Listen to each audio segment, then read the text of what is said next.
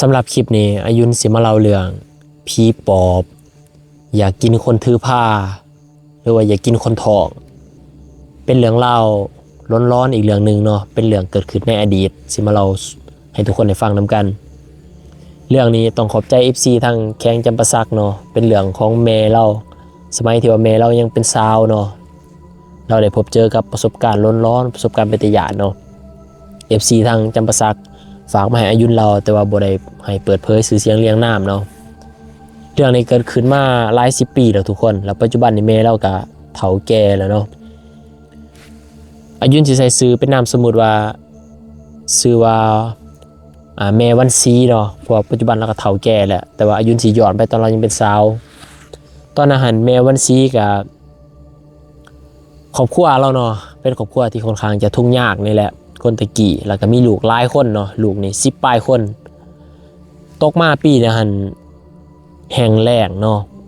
แห้งแล้งแปลว่าอึดเขาอึดน้ำเนาะเขาอยู่ในหน้านี่ก็ถึกน้ำท่วมแล้วก็แห้งแล้งอึดเขาอึดน้ำบัดนี้ลูกเต่าหลายคนก็เลี้ยงบ่ไหวเนาะผู้เป็นพ่อนี่ก็เลยบอกให้ลูกชายให้ไปอยู่วัดเนาะไปบวชไปบวชอยู่วัดลูก3-4 คนก็ไล่ไปบวชเบิดผู้ชายผู้หญิงนี่ก็ผู้ใดพอเอาพวกอะให้เอาเนาะแล้วก็ลูกน้อยๆนี่ก็ไปให้เอื้อให้น้องผู้แต่เขามีลูกมีหลานบ่หลายแบ่งกันเลี้ยงนะเพราะว่าปีมันแห้งแล้งแห้งพ่อแม่นี่บ่มีเขาวสิเลี้ยงลูกจนถึงขั้นว่าไปหาขุดเผือกขุดมันกินเนาะบางมื้อก็กินอิ่มบางมื้อก็กินบ่อิ่มนะหาปูหาปลาหาล่าสัตว์เอาของไปแลกข้าวแลกน้ำเนาะลูกหลายคนในตะกี้นี่กินข้าวนี่กินตั้งแต่ข้าวอีหลีเด้เนาะบ่แม่นว่าสิมีขนมขนมแนวอิหยังนะเพราะแต่ว่าลายลวงหมากใหม่หมากตอกก็เพราะแต่ว่าลูกหลายคนก็โอ้บ่ไหวเนาะบัดนี้ก็พอดีมีพ่อลุงคนนึงเนาะเราอายุตอนนั้นประมาณ30 ปลายปีนี่แหละ30หรือ40ต้นๆนี่แหละเราก็เลยมาขอเนาะมาขอแม่วันศรีเห็นว่าเห็นว่าครอบครัวผู้เจ้าอึดยากว่าซั่นซะอึดยากบ่มีข้าวบ่มีน้ำกินว่าซั่นข่อยก็อีต้นเนาะเพราะว่าเห็นไปขอข้าวขอน้ำจังหั่นนะข่อยอีต้นข่อยสิขอเอาไปเลี้ยงเด้อข่อยสิมาแต่งมาแป้งเอาว่าซั่นก็เลยได้มาสู่ขอเอาเอื้อยวันศรีนี่เนาะเราก็บ่เต็มใจเนาะแนวแม่วันศรีตอนนั้นอายุเราก็ประมาณ15-16 ปีเนาะห่างกันเป็นสาวขึ้นใหม่ยังเด็กน้อยว่าซั่นซะ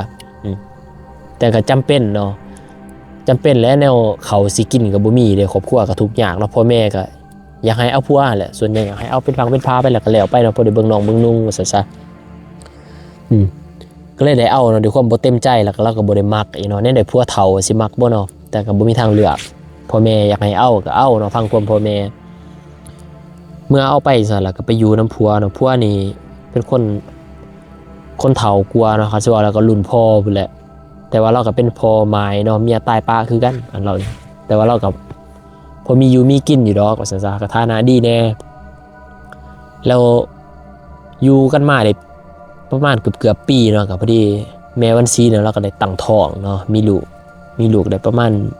4-5 เดือนนี่แหละแล้วบัดนี้ผัวเราก็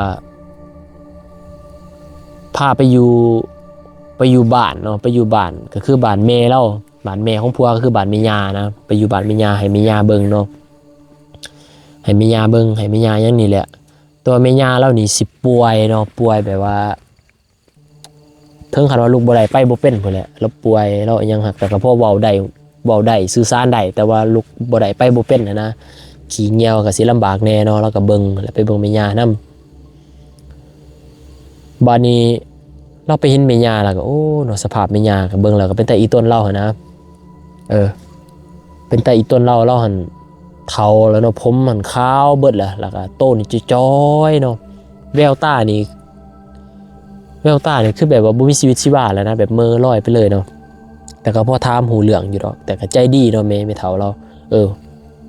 แม่ย่าเราเนาะแล้วก็ใจดีอยู่ดอกบัดนี้ก็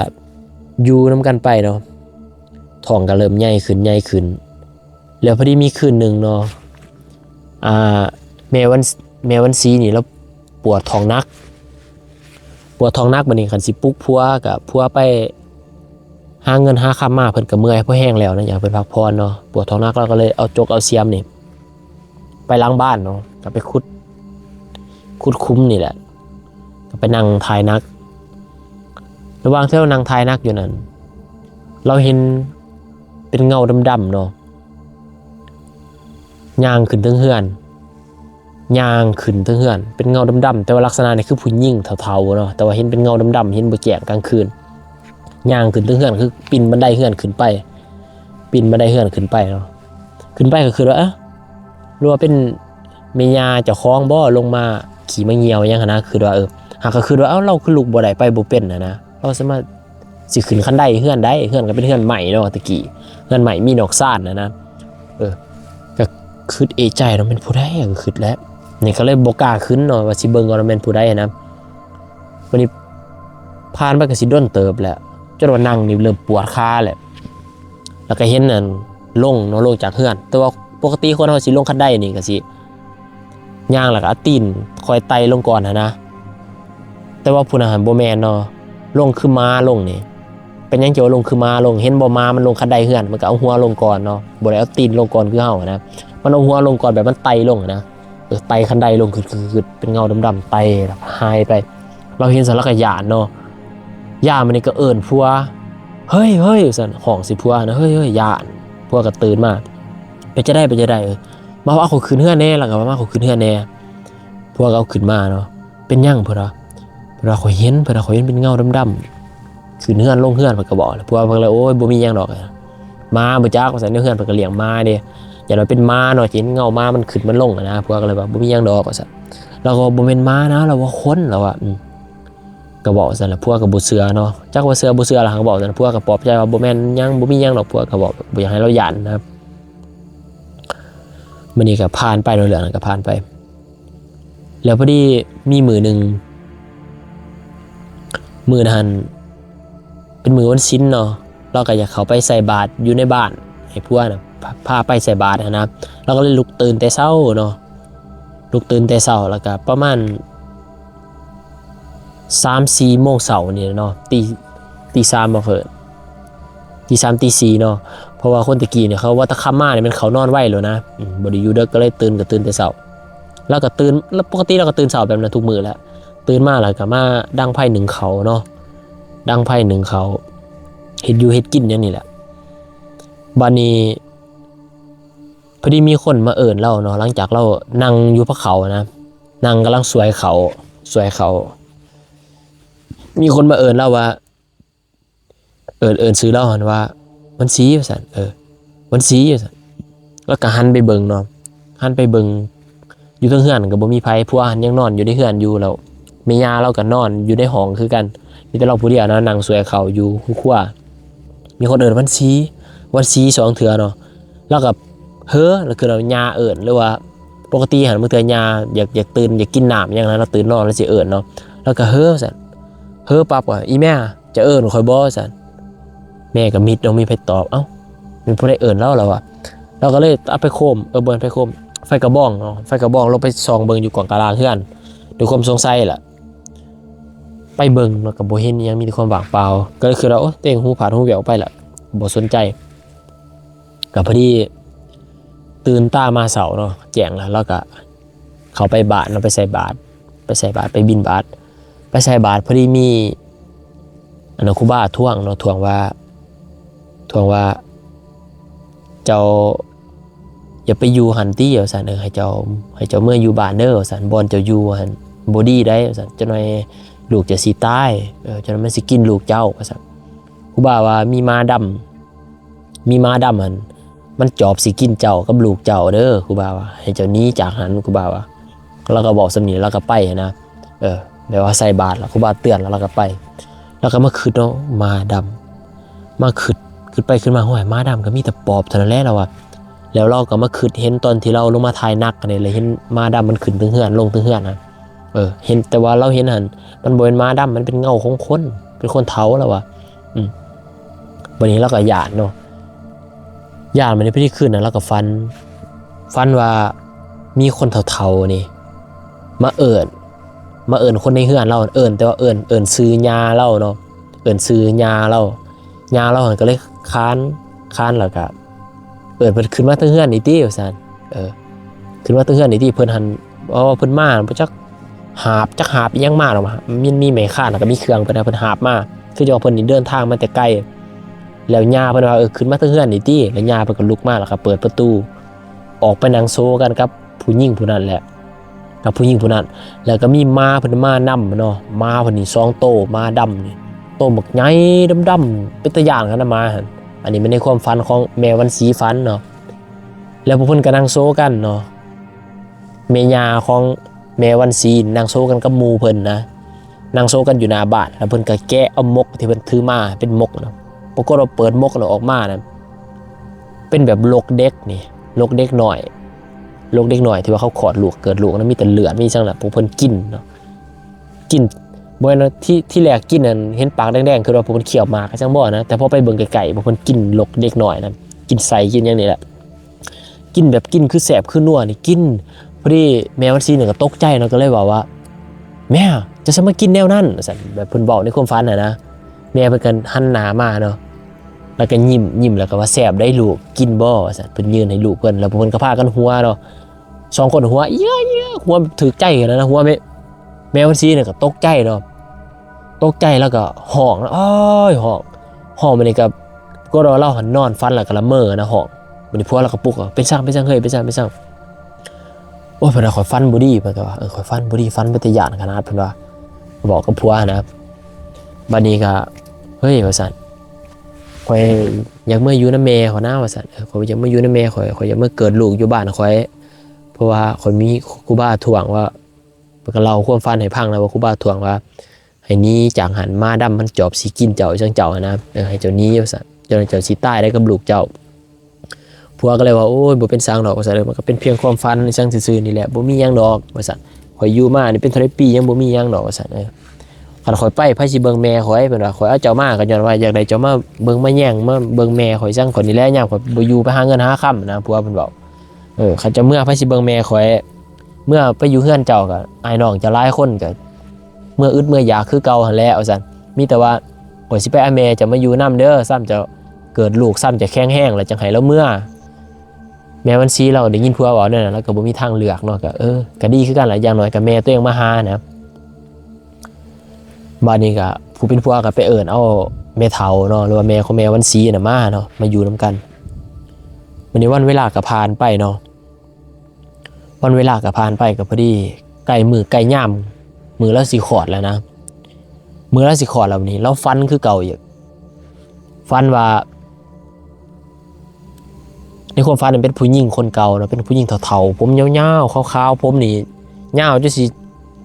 จนใกล้ก้นนะผมนึกว่ามันยาวจนใกล้ก้นยาวจนถึงเราสิลากขี้ดินพุ่นแหละเพิ่นมาก็มาเพิ่น2โตอีกมาดำตัวบักใหญ่เนาะมาดำตัวบักใหญ่เพิ่นมาบัดนี้เพิ่นก็เอิ้นคือเก่าเอิ้นชื่อของยาแม่วันซีแหละแล้วเพิ่นก็ไปเปิดประตูเนาะแล้วก็มานั่งแล้วเพิ่นก็เปิดมกกินคือเก่าแล้วมกที่เพิ่นได้มาเพิ่นก็มาเปิดแต่ว่าครั้งนี้มันบ่แม่นเป็นโรคของเด็กน้อยเนาะบ่แม่นเป็นโรคของเด็กน้อยมันเป็นแบบผ้าสินที่ว่ามันเปื้อนด้วยเลือดนะผ้าสินมันเปื้อนด้วยเลือดเพิ่นเอามาแล้วเพิ่นก็มาบีบเนาะบีบแล้วก็เอามือนี่โต้งแล้วก็ตักกินบีบผ้าสินน่ะโต้งแล้วก็ตักกินนะเอาไว้ในความฝันของแม่วันซีเห็นน่ะกินแล้วเพิ่นก็หัวเนาะดีใจแล้ววันนี้พอดีแม่วันซีนี่ก็ทวงเองนะว่าอีแม่ว่าซั่นจะสมากินแบบนั้นว่าซั่นอย่าสิกินพอดีหมู่ของแม่เพิ่นบอกมึงอย่าสิเว้าหลายจนกูกินมึงหั่นเพิ่นบอกสิล่ะมึงอย่าสิเว้าหลายจนกูกินมึงหั่นลูกมึงหั่นแฮงเป็นตาแสบจนกูกินจนกูให้มากูกัดมึงได้เพิ่นบอกจนกูให้มากูกัดมึงได้เพิ่นบอก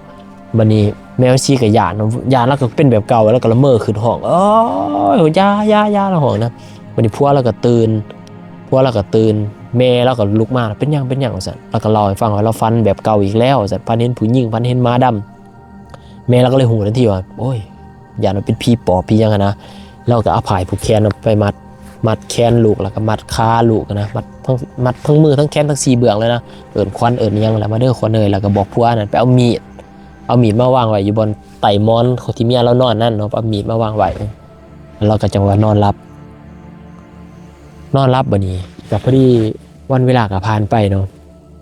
ผ่านไปโดนเติบจนหอดมือหอดยามเราขอดบัดนี้ เจ็บท้องสิเกิดลูกเจ็บท้องแล้วว่าเจ็บวันนี้ก็ไปเอิ้นหมอตำแย่มาเนาะก็เอิ้นไทยบ้านไทยังล่ะเขามาเบิ่งมาหยังกันนั่นแหละมาเบิ่งนี่แล้วก็เจ็บท้องเกิดลูกแล้วก็ห้องเนาะห้องด้วยความเจ็บปวดแล้วเขาก็คมท้องบีบท้องเรานะมันก็มีแต่ว่าสายอันนั้นเสือกเราพาเข้ามาเขาเห็นย้อนลงมาถึงคืนนะแล้วเอาไม้จับคือเขาเห็นในหนังเลยเนาะแล้วก็จับอันนั้นแล้วก็เบ้งเขาว่าเบ้งซีเบ้งเขาก็บอกเราเบ้งเขาก็ข่มท้องเราเบ้งลูกเบ้งว่าสั่นแล้วก็เบ้งห้องนำเบ้งนำตอนเราห้องเราเจ็บท้องตั้งแต่หัวค่ำแล้วเนาะตั้งแต่5 โมงแรงแล้วจนมาประมาณ7 โมง8 โมงลูกเลยก็ยังบ่ทันออกเนาะกลางคืนนะเราจนเมื่อยแล้วสลบนี่เป็น2-3 เทื่อแล้วพ่อแม่จนปลุกเอาเขาว่าแล้วเกิดยากเนาะสมาเกิดยากแท้วันนี้ลูกก็ลุงหัวเศร้านะเกิดยากแท้เลือดมันก็ออกลายเนาะบอกคุ้มขี้ยาทั้งขี่ทั้งเหี่ยวทั้งยังนะออกสารพัดนะว่าเราเกิดยากขนาดวันนี้เบ้งนั่งเบ้งวันนี้หลังจากเราจับเสือกดึงเบ้งกันเราห้องเรามันมาอีกแล้วเราห้องแล้ว4 ใช่ทั้งคือแล้ว4 ใช่ทั้งคือวันนี้เขาก็แนมขึ้นไปเนาะกับบ่เห็นอีสังเขาก็ถามว่าเจ้าเห็นยังมันมาอีกแล้วผู้เก่าอีกแล้วมันว่าเห็นเป็นม้าดำนี่2 โตเนาะอยู่ทั้งคือนะแบบยิงแควใส่เราคือว่าสิโดดมากัดมากินเรานะม้าดำอยู่ทั้งคือแล้วว่าเขาก็เลยบอกว่าโอ้ยเขาว่าเจ้าคอนอ่อนเจ้าจิตตกเจ้าคึดเจ้าย่านไปเองเขาบ่มีหยังดอกเขาว่าข่อยเห็นเราว่าข่อยเห็นแนวแสงไฟกระบองไฟตะเกียงมันก็สว่างขึ้นเนาะแล้วว่าข่อยเห็นแล้วว่ามันมาอีกแล้วแล้วมาวันนี้เมื่อมันเกิดหยากเสร็จแล้วเขาก็เลยไปเอิ้นเอาอันนั้นบ่แม่นเอิ้นนะเขาไปให้พวกหมอเนาะหมอถ้ำหมอยังอยู่บ้านนั่นแหละไปขอน้ำมนต์นะไปขอน้ำมนต์มาให้เรากินเนาะเขาว่าตามความเชื่อนะเขาไปขอน้ำมนต์มาให้เรากินสักพักนึงแล้วก็เย็นลงแล้วเราก็คลอดลูกออกมาเนาะคลอดลูกออกมาก็ลูกเราก็สมบูรณ์เนาะสมบูรณ์ปกติแบบนี้ก็พากันอยู่กำกับมีคนมาอุ่นกำมาหลีดเฮือนกำอย่างนี้แหละเครื่องหูแล้วบรรยากาศตะกี้ตะกอนมันเป็นตะยานเนาะอยู่ตามบ้านนอกชนบทเฮือนคนก็มืดขับมาบุยฟืนบุยไฟดอกมีแต่แสงไฟกระบองไฟตะเกียงนั่นแหละก็อยู่จังสั่นแหละอยู่ไปประมาณคืนที่3ที่4เนาะ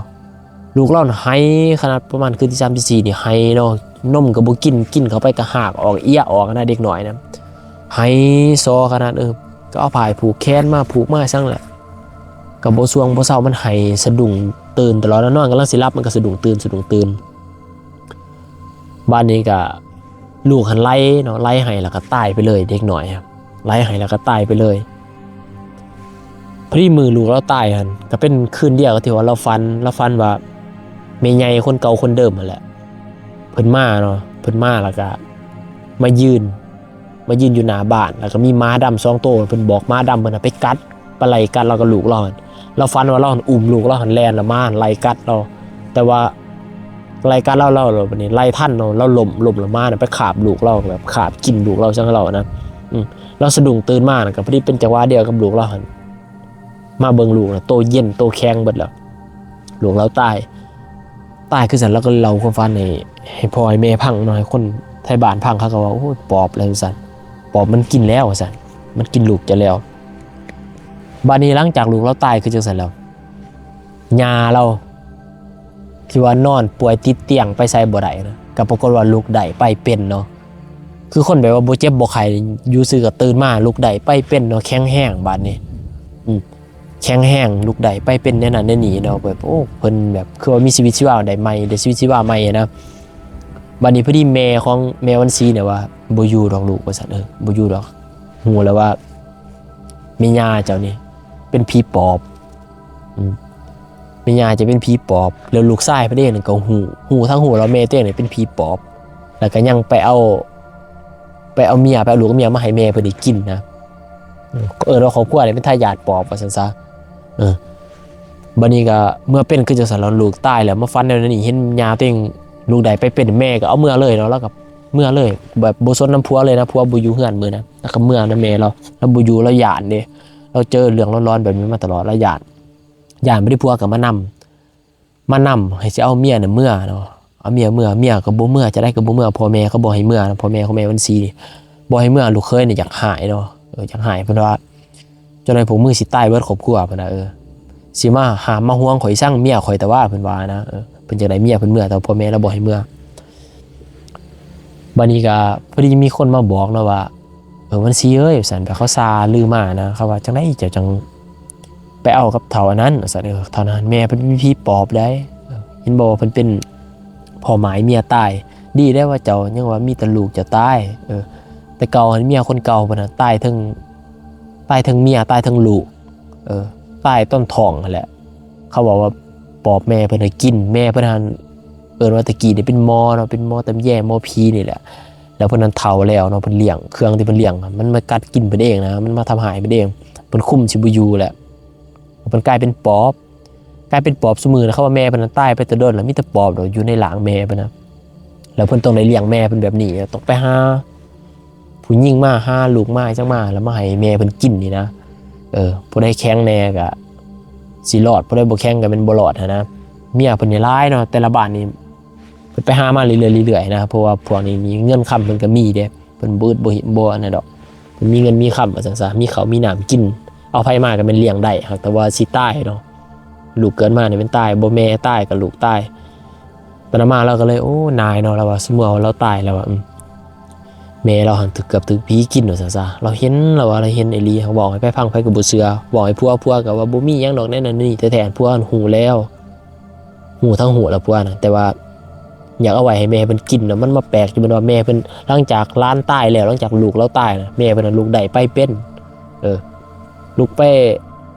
ขี่ไปเหี่ยวลูกกินนั่นกินนี่ยิบจับยังก็ได้หักก็บ่ว่าสิแข็งแรงถึงแบบว่าคือวัยรุ่นดอกก็พอลูกได้ไปเป็นอนาคตเฒ่าอะอะไรทุกคนอันนี้ก็เป็นเรื่องเล่าของแม่วันซีเนาะได้ลูกชายแล้วได้เอามาถ่ายทอดให้อายุเราเนาะทุกคนเนาะอันนี้ก็เป็นอีกเรื่องนึงที่ว่าเป็นตัวอย่างเนาะทุกคนเรื่องผีปอบในสมัยอดีตเนาะโอเคทุกคนเรื่องเล่าก็สิมีสำนีเด้อทุกคนคิดแนวใดก็คอมเมนต์บอกอายุในเด้อเนาะเรื่องนี้เจอกันในคลิปต่อไปทุกคนขอบใจที่ติดตามเด้อบ๊ายบายมาฟังเรื่องผีเปรตทุกคนตะกี้ตะกอนเนาะมีหมู่บ้านแห่งหนึ่งแล้วก็มีพ่อลุงคนหนึ่งเนาะเราเป็นคนที่ว่าค่อนข้างจะขี้ทีเนาะขี้เหนียวเราสิมีเรืออยู่ลำหนึ่งเนาะเรือเรานี่เราสิเฮ็ดเองเนาะเฮ็ดเองสร้างเองกับมือเราเราสิเฮ็ดเองสร้างเองโดยมือของเราแล้วเราก็เอาลงไปใส่งานเนาะอยู่น้ำเซ่ตะกี้นี้ยันพาหนะหลักๆแหละก็คือเรือเนาะใส่หาปูหาปลาใส่คำนั่นไปหนีเนาะตะกี้นี่รถล่านเส้นทางมันบ่ทันมีหรอกเนาะมีก็น้อยหลักๆมันเป็น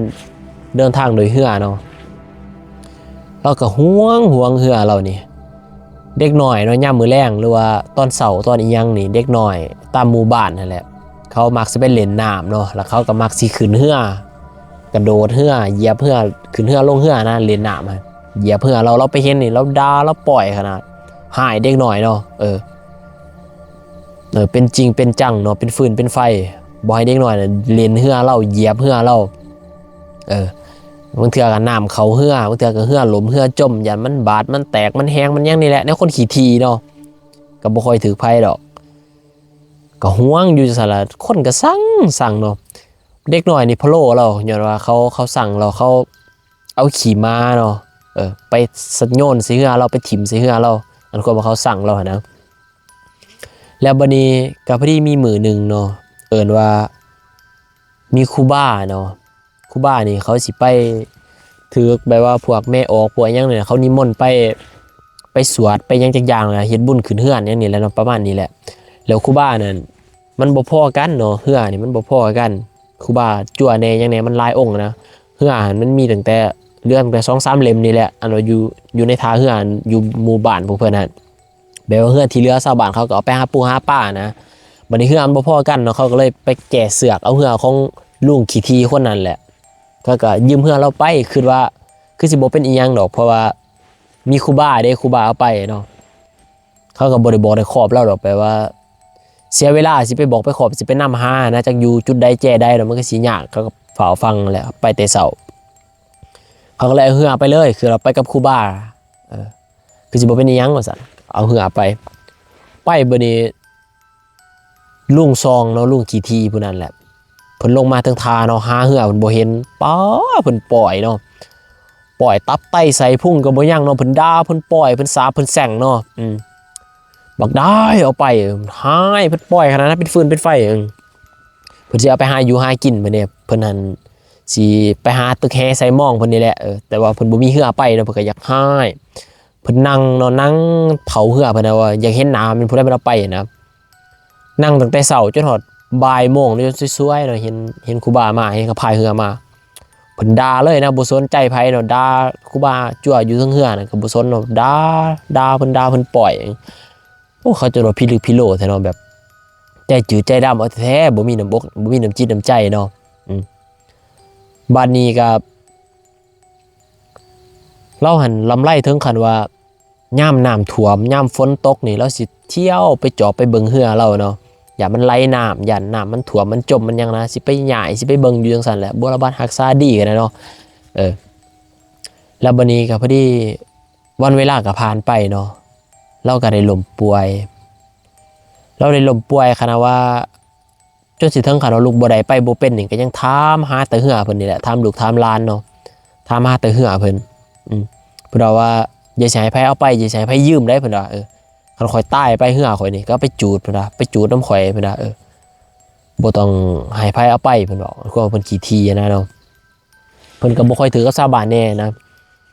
เขาก็มักแกล้งเราคือกันแหละเนาะคือแบบเราขี้ทีซั่นเขาก็มักพะโล้เรานะมักเอาขี้มามักไปขี่ใส่มักเฮ็ดนั่นเฮ็ดนี้เหือเราคือกันนะผู้เขาบ่หวังดีเนาะบัดนี้เมื่อเราตายไปก็จะใส่แล้วลูกเมียกับไผสิเป็นบ้าเนาะไปแบกเอาเหือบางใหญ่นะเอาไปแบกไปประสาเนาะไปจูดเป็นยังไงเราเขาก็บ่เฮ็ดตามคำที่เราขอไว้บัดนี้วิญญาณของเราไปขวกลูกขวกหลานโอ้ยเนาะอยู่บ่ได้ลูกหลานนั่นไปหลอกเขาสั่นกกใหม่ใส่กลางคืนนะถือพาเฮือนตบพาเฮือนใส่บึมบั่มเนาะไปลบไปกวนลูกหลานจนเขาอยู่บ่ได้เนาะไผก็ย้านบัดนี้ก็เลยว่าโอ้ยอีพ่อขอยสิเอาไปจูในเจ้าดอกเหือเจ้าหันเขาว่าในเขาหัวแล้วสิ่งที่เพิ่นห่วงอย่างเดียวคือเหือเพิ่นนั่นแหละเพิ่นก็มาเข้าฝันบอกลูกบอกหลานเด้ว่าเพิ่นห่วงเหือเพิ่นว่าซั่นอยากได้เหือเพิ่นบัดนี้เขาก็ไปนิมนต์เอาไปชวนเอาคนอยู่บ้านนะเนาะ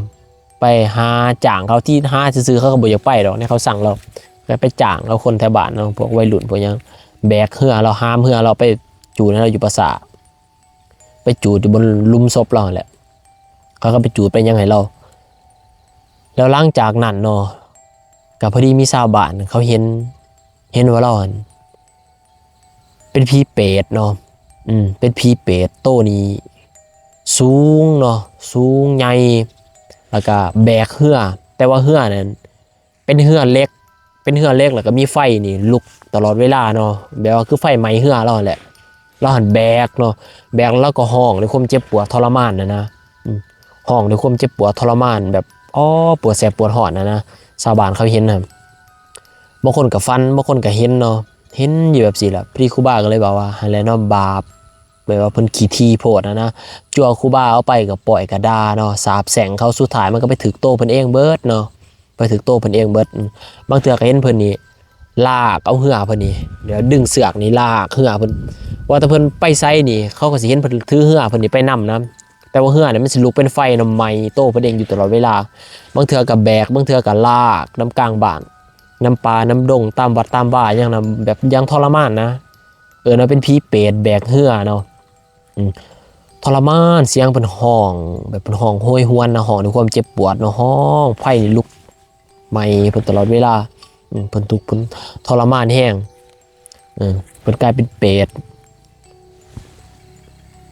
อันนี้ก็เป็นเรื่องผีเปรตเนาะทุกคนเนาะคือเขาบอกแล้วว่าคนเฮานี่ไปยึดติดกับสิ่งของหลายก็บ่ดีเนาะเมื่อตายไปแล้วก็เอาไปบ่ได้ดอกคือจังซี่แหละเมื่อจะยึดติดหลายเนาะตายไปเจ้าก็ยังยึดติดกับสิ่งกับของเจ้าสุดท้ายเจ้าก็กลายเป็นเปรตเผาสมบัติจ้ะเนาะ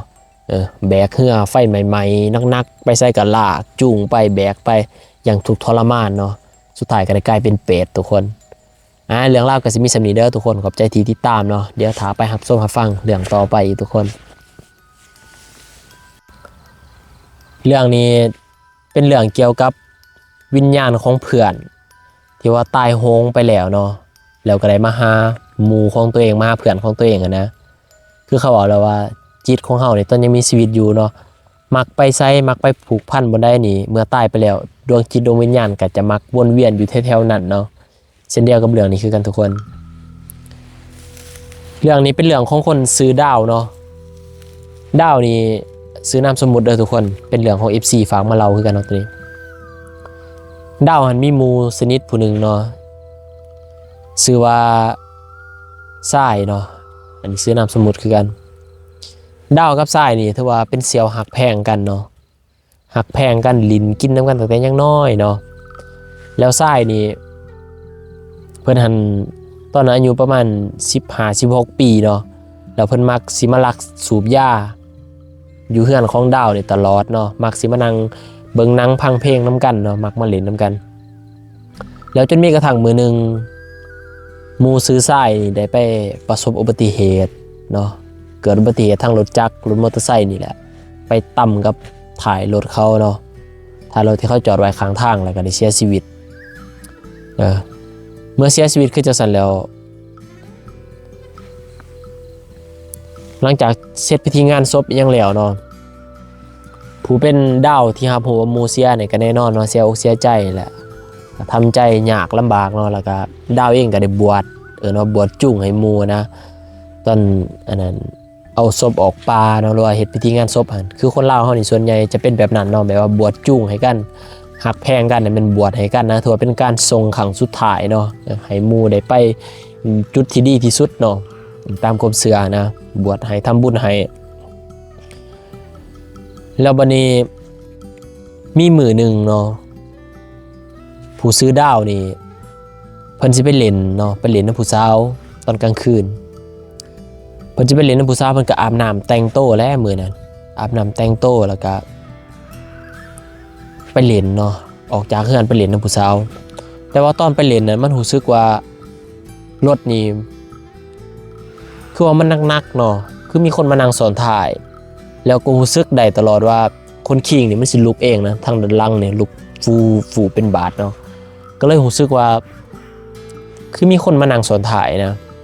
แต่ว่าแนมไปบ่เห็นอีหยังเนาะในความรู้สึกนะแบบคือเฮาขี่รถมอเตอร์ไซค์คนเดียวเนาะตอนกลางคืนเนาะมีคนมานั่งซ้อนท้ายหรือว่าบ่มีเนี่ยเฮาสิรู้สึกมันสิแตกต่างกันเนาะคือเฮาเคยขี่คนเดียวตลอดนี่แล้วมีคนมานั่งซ้อนท้ายมันเฮาจะรู้สึกแปลกๆเนาะรถมันก็จะเป็นนวงๆแน่แล้วเฮาก็รู้สึกแปลกๆนะมันก็รู้สึกแบบนั้นตลอดทางเนาะ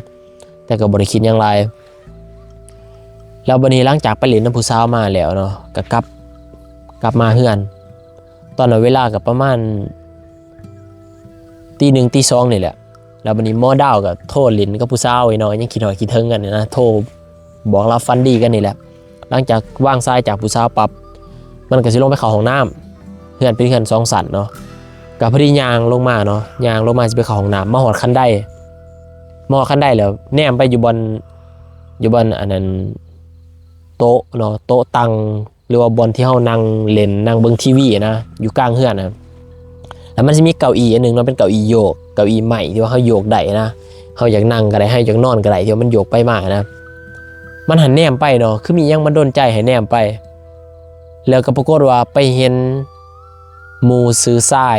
ที่ว่าเสียชีวิตตายโหงไปแล้วเนาะนั่งอยู่เก้าอี้โยกตัวนะนั่งแล้วก็เพิ่นสูบยาเนาะบอลที่เพิ่นมักนั่งเป็นประจำนั่งเอามือแบบว่ากายสีแล้วก็สูบยาแล้วก็โยกเก้าอี้ไปมาเนาะแล้วก็แนมเบิ่งหน้าคนซื้อดาวแล้วก็ยิ้มใส่เนาะแต่ว่าเห็นบ่ได้ชัดเจนดอกแบบว่ามันก็ได้ดับไฟแต่ว่ามันก็มีไฟจากหน้าบ้านมันส่องเข้ามาก็เพราะแนมเห็นว่าเป็นหุมพางของหมู่ตัวเองนะบัดนี้ดาวมันเป็นคนที่ว่าเป็นคนบ่ย่านเนาะบ่ย่านแล้วก็หมู่ตัวเองก็อยากเจอนะว่ากูคิดฮอดมึงกูอยากเจอมึงก็เว้าก็นึกหาตลอดนะบัดนี้เพิ่นก็เลยบอกว่าเอ้าใช่คือว่ามึงตายไปแล้วมึงสิมานั่งอยู่นี่ได้ว่าซั่นเพิ่นถามหมู่กันนะคือว่ามึงตายไปแล้วมึงสิมานั่งอยู่นี่ได้หมู่ก็บ่เว้าบ่ซังแล้วมีแต่ว่าโยกเก้าอี้ไปมาแล้วก็สูบยาแล้วก็ยิ้มให้เนาะยิ้มแบบบ่น้อยยิ้มเป็นตาย่านดอกแบบยิ้มแบบทักทายนะดูความคิดฮอดคิดถึงกันเนาะโยกแล้วก็สูบยาแล้วก็แนมเบิ่งหน้าแล้วก็ยิ้มเนาะหมอดาวก็ยืนเบิ่งหมู่ได้แต่อึ้งเนาะได้แต่งงว่าเอ้ามึงคือตายไปแล้วมึงคือมานั่งเนาะได้แต่มีคำถามในหัวนี่นะใจหนึ่งก็ดีใจคือหมู่ตัวเองนี่ฟื้นขึ้นมานะในความ คือตอนนั้นนะมันก็บอกบ่ถูกมันใจหนึ่งก็ดีใจใจหนึ่งก็คือแปลกใจเนาะหากสิว่าย่านบ่ย่านเนาะบ่ย่านจักดีเลยมันสักพักหนึ่งเนาะหลังจากนั้นเก้าอี้ที่ว่ามันโยกนะมันก็หยุดแล้วก็ซ้ายก็หายไปต่อหน้าต่อตาเลยเนาะแบบหายไปเลยเนี่ยมันกันได้สติเอ้าเราตาผาตาลายไปบ่ซะนั่นก็เลยบ่คิดหยังเนาะก็ไปเข้าห้องน้ำไปนี้พอดีตื่นมาเนาะตอนเช้ากินข้าวกับครอบครัวนี่แหละแล้วพอดีผู้เป็นพ่อนั่นผู้เป็นแม่นั่นหายเนาะว่าบ่จะลักสูบยาบ่เมื่อคืนนี้หายดาวนะดาวบ่นะซั่นบริสูบจะได้กดขี้ยาตั้งอยู่บนนั้นมันแปลว่ากดขี้ยานะทุกคนเวลาเขาสูบยามันก็จะมีขี้ยาแต่มันคุลงเนาะแม่ปั้นเฮือนเลยเห็นขี้ยามันคุลงแล้วก็เห็นขี้ยาอายุบ่สร้างชีวะเนาะอายุบ่สูบยาขี้ยามันเป็นขาวๆนะทุกคนเป็นสีเทาๆนะมันสิหล่นเต็มพื้นบนเก้าอี้เนาะเห็นเป็นขี้ยาแล้วบัดนี้พอหันคนในครอบครัวมีไปสูบยานะพอแล้วก็เป็นแพทย์เป็นหมอเนาะแล้วขี้ยามันมาแต่ไส้นะแม่ก็เลยบอกว่าดาวเป็นคนลักสูบก็เลยหายลูกนะดาวก็ยืนยันว่าข่อยบริสูบข่อยสูบข่อยก็ว่าข่อยสูบตีคือมายันพอแม่หายบ่นะบัดนี้ดาวว่าเมื่อคืนนี้ข่อยเห็นบักซ้ายมันก็มาเล่าให้ฟังนะว่าข่อยเห็นบักซ้ายมันนั่งอยู่นี่ก็เล่าสิ่งที่เพิ่นเจอให้พ่อให้แม่ฟังพ่อแม่ก็เลยบอกที่แรกบ่เชื่อลูกได้แต่พอประเมินอาการลูกนะสีหน้าอาการเลยลูกคือสิเป็นบ่ตัวแล้วเนาะก็เลยว่าก็สิมันมาหาลูกแหละมันคิดฮอดลูกเนาะแล้วมันก็เคยมาลักสูบยาอยู่นี่ตลอดนะแม่ก็เลยคือว่าขี้ยาอยู่นี่แต่ก่อนก็เคยมีกับต้นบักซ้ายตะกี้มันมีชีวิตก็เห็นตลอดเนาะก็เลยบอกลูกไปทำบุญเด้อซั่นไปทำบุญให้มันแน่ซั่นมันก็คือสิแบบว่าคิดฮอดคิดถึงแล้วมาหามาหลับมาลากันอย่างนี้เนาะด้วยความรักความแพงหมู่คู่นะมีแต่ไปทำบุญให้มันเด้อดาวจังว่าได้ไปทำบุญให้หมู่เนาะเวลาวันศีลยังก็ไปทำบุญให้ยังให้นะอันนี้ก็เป็นเรื่องเล่าพี่ไต้โฮงเนาะหรือว่าเรื่องเล่าของหมู่เพื่อนยังแหละที่อยู่นำมาเล่าให้ฟังทุกคนความสัมพันธ์ของเพื่อนเนาะคือเขาบอกเราคำว่าเพื่อนมีวันตายเนาะคำว่าเพื่อนมีวันตายทั้งหมู่เฮาสิตายไปแล้วแต่ความผูกพันความทรงจำคำว่าเพื่อนมันยังอยู่คือเก่าเนาะแล้วก็อยู่ตลอดไปพอได้มีเพื่อนดีๆก็อย่าลืมรักษาไว้ดีๆเนาะแล้วก็มียังก็ทักทายไปเล่นไปโอบไปลมกันในเด้อเนาะโอเคทุกคนขอบใจที่ติดตามเด้อเนาะขอบใจ FC ที่ฝากเรื่องมาให้อายุเราเนาะเดี๋ยวไปรับชมรับฟังเรื่องต่อไปทุกคนเรื่องนี้เป็นเรื่องแปลกๆเนาะทุกคนเกี่ยวกับเรื่องผีลามกหรือว่าผีหื่นเนาะจักสิว่าร้อนจักสิว่าตลกเรื่องนี้ก็ลองมาฟังนำกันเนาะทุกคนเป็นเรื่องแปลกๆอีกเรื่องนึงเนาะที่ว่ามวลและก็น่าสนใจเนาะเขาบอกว่าคนเฮานี่ตอนยังมีชีวิตนี่จะมีนิสัยแบบใดเนาะตายไปจะเป็นแบบนั้นจะมีนิสัยที่หื่นลามกอนาจารเนาะมกมุ่นแต่กับเรื่องแบบนี้นี่จิตของเจ้ามันก็จะไปผูกพันมันก็จะไปยึดติดแบบนั้นเนาะเจ้าบ่ได้ค่อยนั่งสมาธิเจ้าบ่ได้ค่อยทำบุญเจ้าบ่ได้ไปแอบฝึกจิตปฏิบัติธรรมอย่างนี้จิตเจ้าก็จะบ่สูงเนาะเจ้าก็จะต่ำเจ้าก็จะอยู่มกมุ่นแต่แบบนั้นแหละมีคนซื้อทิปเนาะจากคลองเหลืองอันนี้เป็นซื้อนามสมุดเด้อและเป็นคนค่อนข้างจะงามเนาะขาวสูงเราได้เรียนแพทย์เนาะเป็นพยาบาลนี่แหละแล้วตอนนั้นเราได้ไปฝึกงานกับหมู่เราอยู่ต่างเมืองเนาะออกไปแถวหนองๆแน่นี่แหละบานี้อยู่บนศาลาเป็นสุขศาลาบ้านยังนะมันก็มีเพื่อนพักเขาเนาะเขาให้พักกันแต่ว่ามันเก่าเนาะห้องน้ำก็น้ำบัดมาบัดบ่มานะน้ำแบบบัดมีบัดบ่มีอย่างนี้แหละก็เลยแบบว่าบ่อยากอยู่แล้วมันเก่าแบบมันบ่เป็นตาอยู่นะมันจักสิว่าซัวคนมาอยู่นะก็เลยว่าแล้วก็คนมีแน่เนาะก็เลยคิดว่าไปหาเช่าบ้านพักอยู่ดีกว่าแล้วก็ไปเอารถมานำนะเอารถกับรถหมู่เราเป็นรถมอเตอร์ไซค์นี่แหละแล้วเราก็ไปเช่าโรงแรมเนาะหรือว่าเรือนพักราคาถูกเนี่ยเนาะตามบ้านนอกเฮานี่แหละแล้วก็ไปเช่าห้องแถวเนาะบ้านพักห้องนึงกับหมู่เราอยู่นำกัน2คนพอดี ขึ้นที่หนึ่งนี่โบหูซึกเนาะแบบว่าละเมื่อยแล้วว่าเมื่อยมาเบิดมือนอนรับเนาะโบรู้สึกอีหยังมาคืนที่สองเราหูซึกว่าอันนี้ตอนกลางคืนเนาะหลังจากเรานอนปิดไฟนอนเบิดละหมู่เราก็นอนทั้งข้างเราหูซึกว่าคือถึกผีอ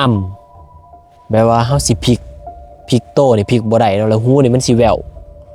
หูนี่มันสิแว่วๆแบบได้ยินเสียงผู้ชายหัวเนาะได้ยินเสียงผู้ชายเว้าหยังจักอย่างนี่แหละเป็นเสียงผู้ชายเฒ่าๆเนาะ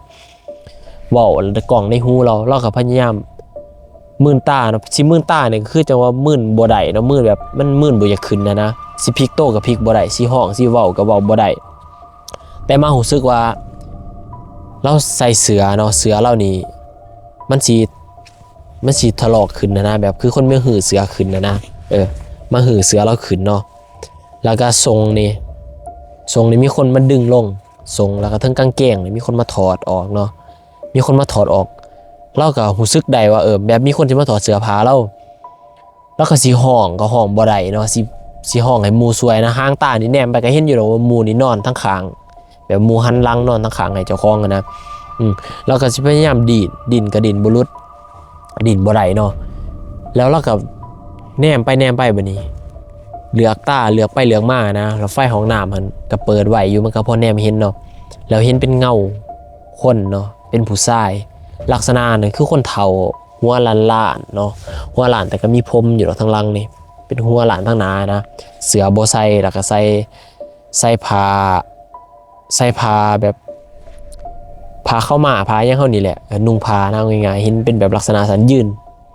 อยู่ข้างเตียงแล้วมือนี่ลูบแล้วเนาะลูบตามเหนือตามโตเราลืบแล้วก็หัวแบบถึกอกถึกใจนะเพิ่นหัวเพิ่นเว้าอย่างนี้แหละแบบเพิ่นจับเพิ่นบ่ายห่างกายเราแหละเพิ่นก็หัวอีอะสั่นละวันนี้เราก็อยากหายเนาะเราบ่คือเดียวว่าผีหรอกคือว่าคนสิมาปั๊มมาข่มขืนเราแล้วเราก็พยายามด่าพยายามสิฮ้องสิหยังนะสิเฮ็ดให้มันหลุดจากภวังค์นั้นเนาะเราก็ลืมคิดเองว่าคือเห็นบทสวดคือเห็นพ่อแม่คือเห็นครูบาอาจารย์บ่ได้คิดนอนในตอนนั้นมีแต่อารมณ์อยากหายอยากด่าอยากไปตบไปตีคนที่มาลวนลามเรานะเราก็ฟึดสูเนาะฟึดสูอยู่ซั่นล่ะฟึดสิห้องสิหยังก็บ่ได้บัดนี้พอดีหมู่เราหันได้ยินเนาะได้ยินเสียงแบบว่าหมู่นี่หายใจกึดกาดแล้วก็เตียงเนี่ยมันเขย่าไปมานะเตียงมันเขย่าไปมาหมู่ก็เลยพลิกมาเฮ้ยเป็นหยังน่ะปุ๊กก็บ่ตอบบ่ค้านมีแต่แบบว่าอาการกึดกาดเห็นหมู่แปลกๆแล้วก็แล่นไปเปิดไฟเนาะเปิดไฟแล้วมาตบหน้าหมู่แล้วมาเอิ้นหมู่จะสะดุ้งตื่นขึ้นมาได้สติแล้วก็ได้ถามเป็นหยังซั่นเหือนี่ออกเบิดเนาะเป็นหยังเพิ่นก็ว่ากูถูกผีอ้ำเพิ่นว่าแน่ๆหาไผบ่เห็นแนวกูถูกผีอ้ำแล้วเพิ่นว่าเดี๋ยวมื้อสิเล่าสู่ฟังว่าซั่นกูถูกผีอ้ำว่าซั่นบ่ต้องปิดไฟนอนนอนแบบนี้แหละว่าซั่นวันนี้ก็พากันนอนเนาะนอนก็พอดีแจ้งมาบัดนี้ก็ไปฝึกงานไปเฮ็ดเวียกอะไรบนสุขศาลาเนาะไปบ่ทันพอดีมีเอื้อยผู้หนึ่งหันมาถามเนาะว่าไปจะได้ผู้จะไปนอนไส้พักอยู่ไส้นะแล้วก็เล่าให้ฟังว่าพักอยู่โรงแรมนั้นไปจะได้ผู้จะเบิ่งคือคนอิดอยู่อึดนอนนี่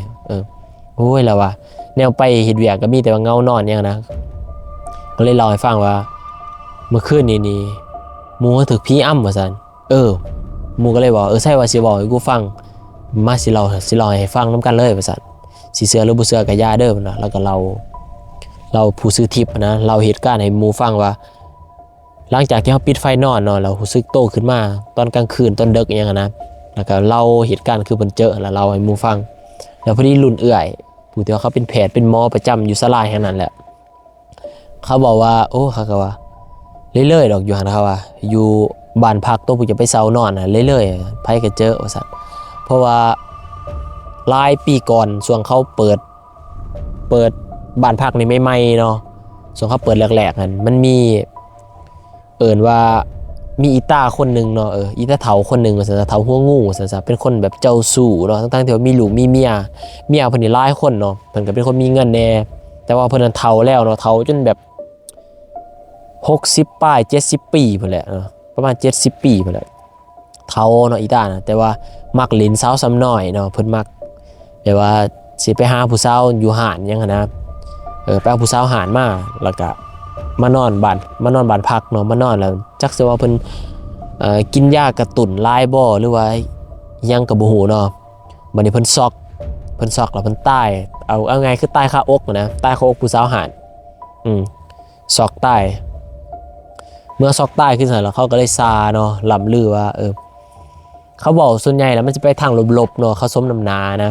คือเฮานี่แหละแบบมกมุ่นเรื่องใดก็ตายกับเรื่องนั้นเนาะ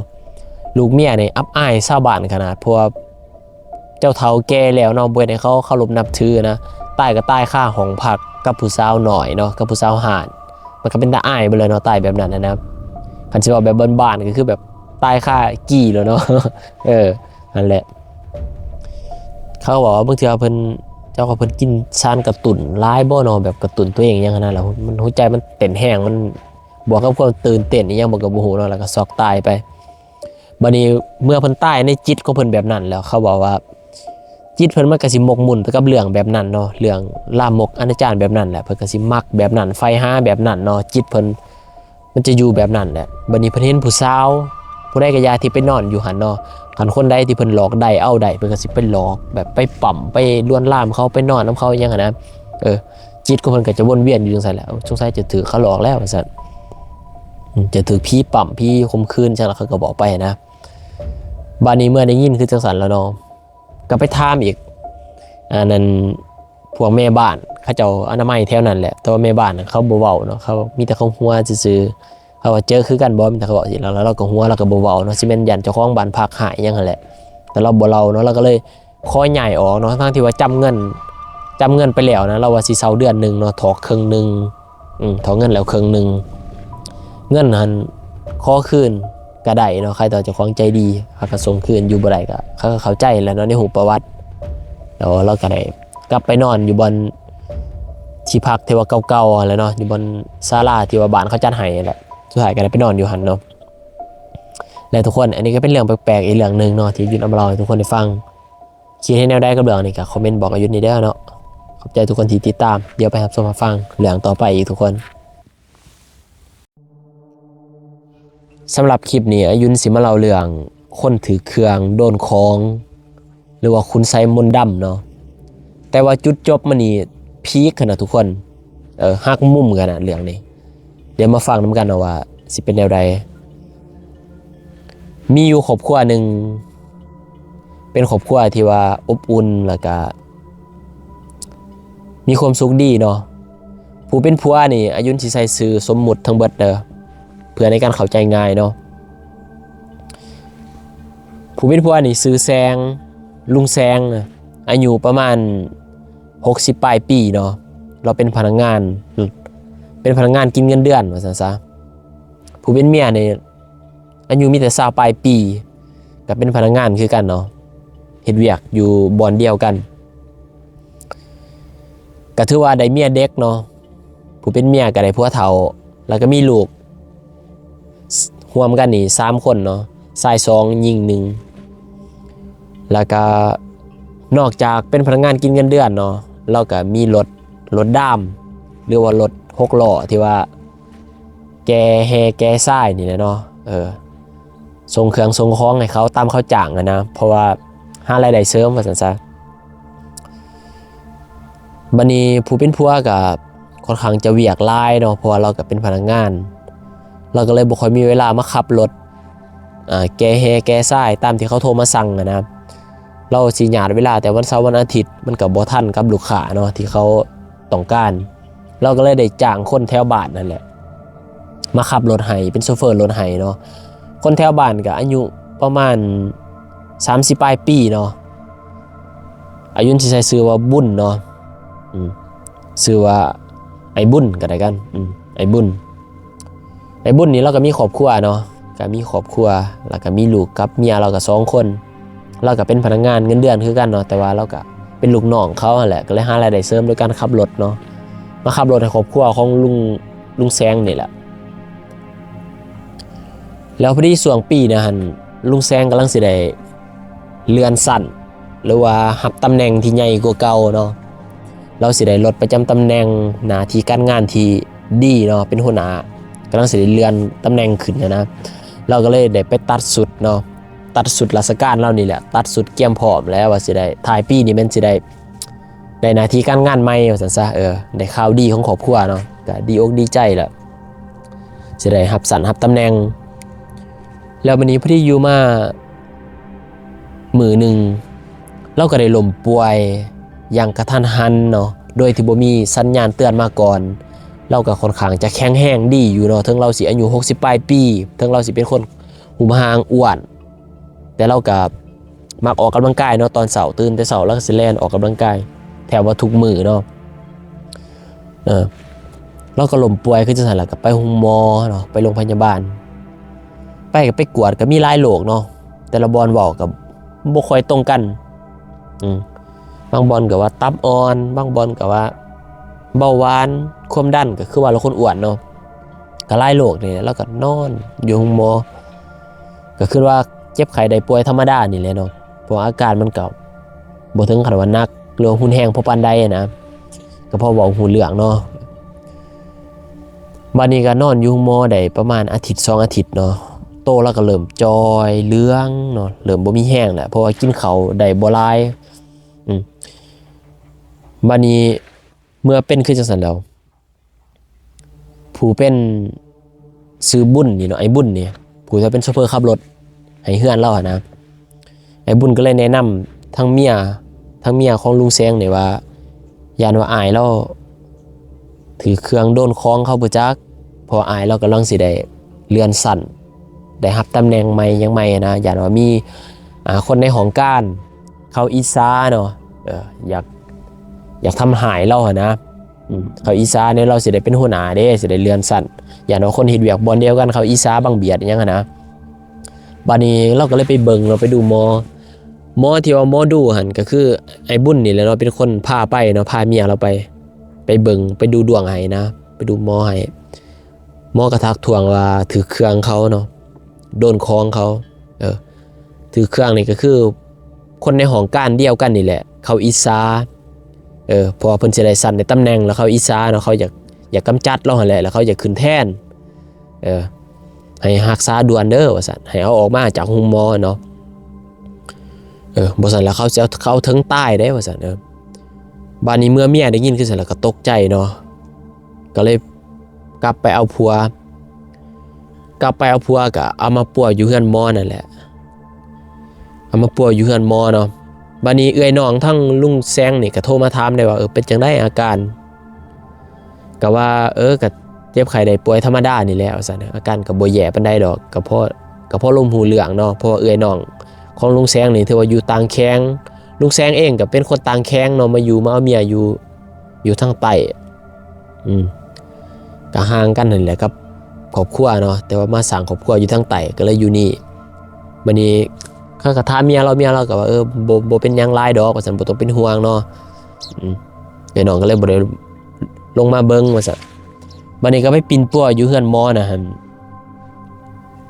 แล้วก็เริ่มเว้าบ่ได้แล้วกินข้าวบ่ได้บ่ค่อยมีเหือมีแห้งเนาะอาการก็เริ่มแย่ลงกว่าเก่าอีกหมอก็เฮ็ดพิธีปัวเราอย่างนั้นแหละแต่เราก็รู้สึกว่าแย่กว่าเก่าเนาะกินข้าวก็บ่ค่อยได้เว้าก็บ่ค่อยออกแล้วเรานอนกลางคืนหั่นลูกชายเรา2คนเนาะสิไปเบิ่งพ่อนำไปอยู่นำแม่เนาะไปนอนเฮือนหมอนะก็คือมีลุงแซงที่นอนป่วยอยู่เฮือนหมอเนาะแล้วก็มีเมียเราที่อายุ20ปลายปีแล้วก็มีลูกชาย2คนอายุ10ปลายปีเนี่ยไปเบิ่งพ่อแต่ว่าลูกสาวน่ะพากไว้น้ำเอื้อน้ำหนองอยู่บ้านไปเบิ่งพ่อเนาะเพราะอาการพ่อนี่แย่แล้วกลางคืนหั่นลุงแซงนี่เราสิละเมอเนาะละเมอตื่นมาเว้าผู้เดียวตื่นมาเว้าผู้เดียวแบบเว้าคือเพิ่นโซกับไผจักอย่างนี่แหละเพิ่นโซเพิ่นล้มกับไผจักอย่างนี่แหละแต่ว่าเราสิปวดโตเนาะปวดแบบคือมีหยังมันแล่นนำทางกายนี่แล่นขึ้นแล้วก็มันบีบใส่หัวใจนี่แล้วว่าบัดจังนึงนี่หายใจจนบ่ออกเนาะแบบหัวใจมันเต้นแห้งมันเมื่อยแล้วว่ามันมีหลายอาการในโตเรานะแล้วเรามักสิละเมอเว้าผู้เดียวเนาะเว้าแบบนอนกลางคืนมันนอนบ่เป็นหลับเป็นตื่นนะแบบคือมีหยังมามากวนเรานอนบ่หลับเนาะมีแต่แนวมากวนเราละเมอเราเว้าไปเลยเพี้ยนไปเลยนะเว้าก็บ่ฮู้เรื่องเราเว้าผู้เดียว ลูกเมียก็ญาติเนาะเห็นผัวเป็นอาการแนวนั้นหมอก็เลยว่าโอ้ยบ่มีหยังดอกแบบว่าเพิ่นไข้ได้ป่วยเนาะจิตตกคอนอ่อนมันก็พันไปรุๆเล่ๆแล้วว่าซั่นบ่เป็นหยังดอกอยู่เฮือนหมอนี่บ่เป็นหยังดอกเพิ่นว่าหมอก็ต้มยาพื้นเมืองให้กินไปนํเนาะยาลวงนี่ก็เบาลงแน่แหละจากที่ว่ากินแต่ยาลวงอาการก็สิว่าดีขึ้นก็บ่ดีเนาะก็พอแต่ประคับประคองนะแต่ว่าไปกินยาลวงไปกินยาพื้นเมืองน้ำทันหมอน่ะน้ำหมอผีนะว่าเข้าใจง่ายๆอาการนี่แย่เนาะแย่ลงอาการเราบัดนี้นอนได้ประมาณอาทิตย์หนึ่งนี่แหละโตเรานี่จ้าเราเป็นคนอ้วนเนาะโตเรานี่พร้อมนั่งนี่เหี่ยวย้อนเบิดละโตพร้อมลงขนาดสุดโทรมลงขอบตานี่ดำเราบ่ได้นอนเนี่ยโตเหลืองบัดนี้ก็พอดีมีมือหนึ่งเราก็ได้เสียชีวิตตอนเราเสียชีวิตนี่เราเมื่อยขนาดแบบหายใจหอบหืดเนาะหายใจบ่ออกหายใจติดขัดตอนกลางคืนมือเราเสียชีวิตมาฮ้อนขนาดอยู่แถวเฮือนหมอผีนะมาเฮามาฮอนลูกเมียจะว่าหยาดพุ่นแหละแล้วเราก็ได้เสียชีวิตเนาะโอ้ลูกเมียก็เสียอกเสียใจห้องไห้ขนาดก็เอาลงมาเฮือนเราเอาลงมาบ้านเราก็โทรบอกบอกน้องทั้งผัวเนาะน้องทั้งผัวเขา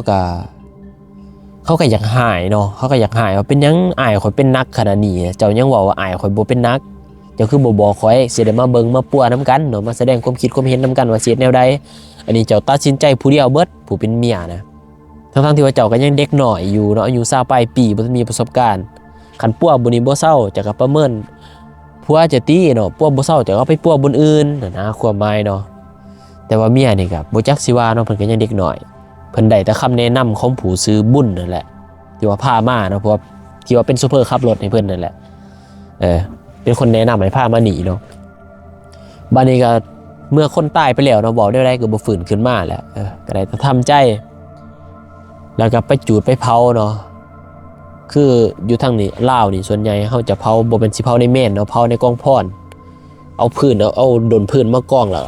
ลงศพตั้งไว้เนาะแล้วก็จูดเผาอยู่แถววัดแถวปราสาทอย่างนั้นแหละหลังจากเผาเบิดแล้วเนาะเป็นหอนมือเก็บกระดูกนะ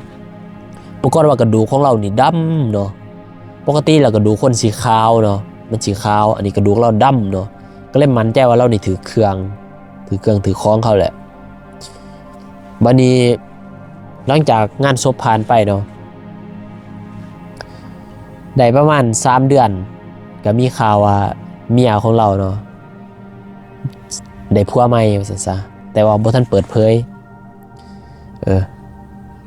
บ่ทันเปิดเผยว่าออกหน้าออกตานะแต่ว่าคบกันแบบลับๆแล้วผัวใหม่ของเพิ่นน่ะฮู้บ่เป็นผู้ใดก็คือคนซื้อบุญซูเปอร์รถเพิ่นเองนั่นแหละที่ว่าเป็นลุงน้องเพิ่นเนาะมาขับรถให้เพิ่นส่งแฮส่งทรายมาแก้แฮแก้ทรายรับจ็อบรับงานพิเศษแล้วสุดท้ายไปแอบมักเมียหัวหน้าไปมักเมียของลุงแซงเนาะที่ว่าคน20ปลายปีไปแอบมักกันไปแอบมักกันบ้านนี้ไทยบ้านไทยเมืองเขาก็หูเนาะคือบอกแล้วว่าคำบอกของคนนี่มันไวกว่า 4G คือเขาว่าแหละหูทั่วบ้านทั่วเมืองเขาก็ลำลือกันไปต่างๆนานาโอ้ยจะมาโผล่แท้ผัวตายบ่ทันได้ฮอดปีบ่ทันด้นสำนะเผาผัวใหม่แหละเขาก็สงสัยว่าบ่เป็นผู้เพิ่นบ่ไปใส่เครื่องใส่ของเรา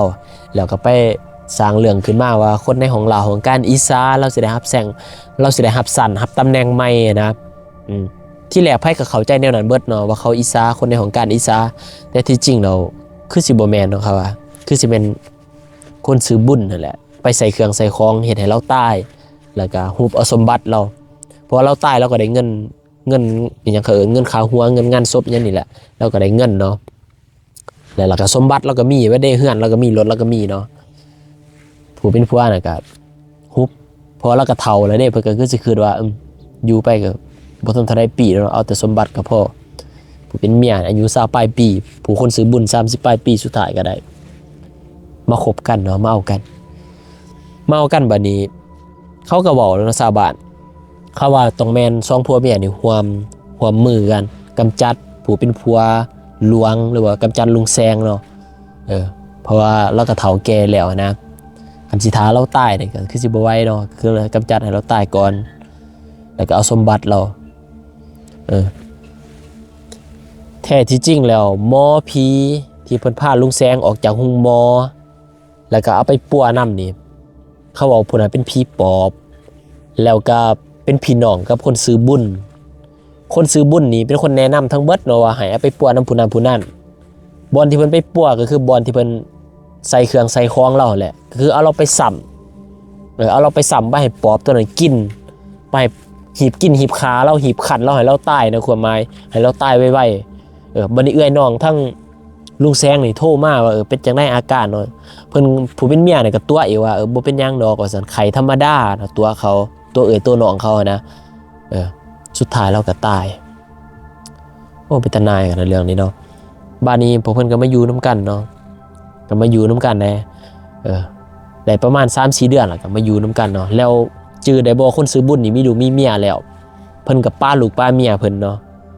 สิแม่นว่าบ่มักบ่รู้แนวใดบ่ฮู้เนาะเพิ่นป้าลูกป้าเมียเพิ่นแล้วก็มาเอาเรามาแม่ไม้เนาะแม่ไม้ลูก3เพิ่นก็มาแม่ไม้เมียของลุงแซงนี่เพิ่นมาเอาเพราะว่าเราก็มีพร้อมทุกอย่างเด้เนาะเฮือนก็มีรถก็มีเนาะรถก็มีรถ2คันรถเก๋งก็มีรถด้ามก็มีขาขายจังนะก็มาร่วมกันเนาะ2คนร่วมกันบัดนี้ก็พอดีอยู่ได้บ่ดนเนาะ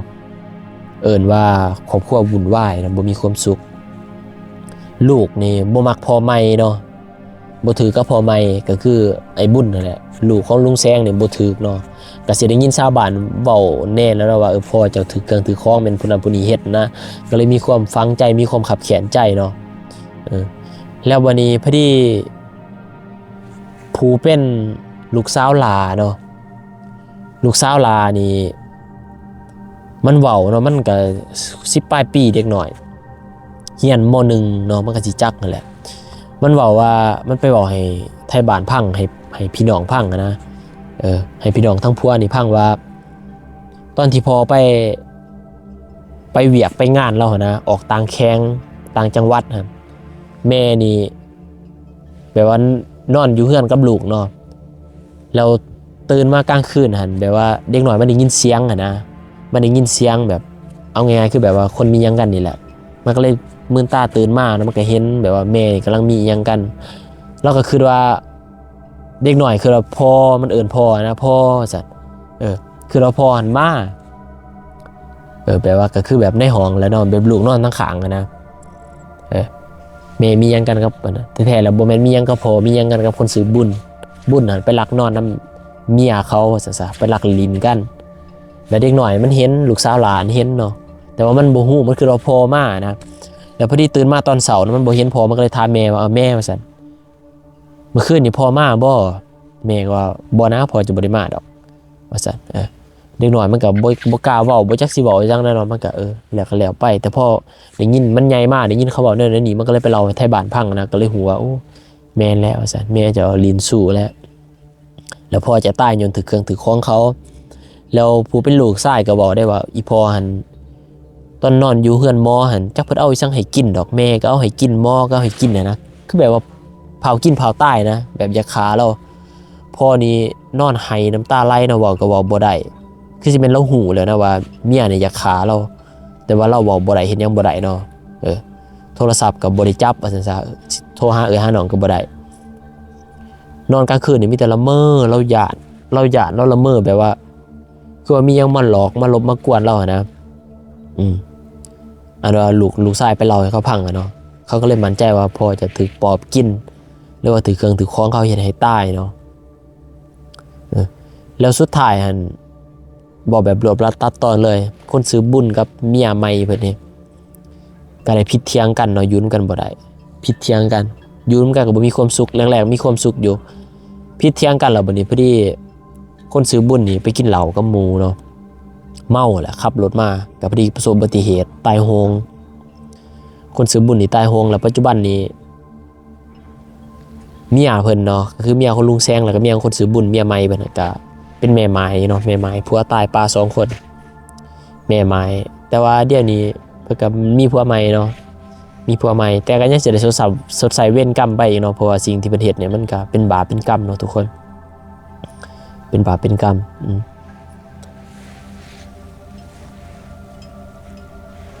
อันนี้ก็เป็นเรื่องเล่าวที่อายุนำมาเล่าให้ฟังเด้อทุกคนคิดในแนวใดกับเรื่องนี้ก็คอมเมนต์บอกเนาะอาจจะบ่ร้อนปานใดทุกคนแต่เป็นเรื่องเล่าวประสบการณ์ที่เกิดขึ้นจริงเนาะที่อายุนำมาเล่าให้ฟังแต่ก็เปิดเผยบ่ได้ทั้งเบิดเนาะอันนี้ว่าได้ซ้ำนี้เด้อทุกคนคิดเห็นแนวใดกับเรื่องนี้ก็คอมเมนต์บอกกันเนาะขอบใจทุกคนที่ติดตามเด้อเดี๋ยวไปรับชมรับฟังคลิปต่อไปทุกคน